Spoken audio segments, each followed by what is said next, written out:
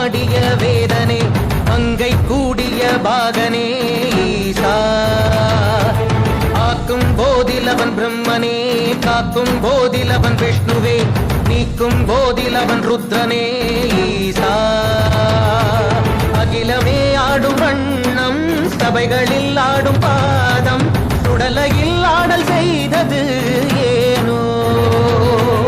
அமுதமே வேண்டும் என்று கடலையே கடைந்த போதில் அதில் வரும் நஞ்சையே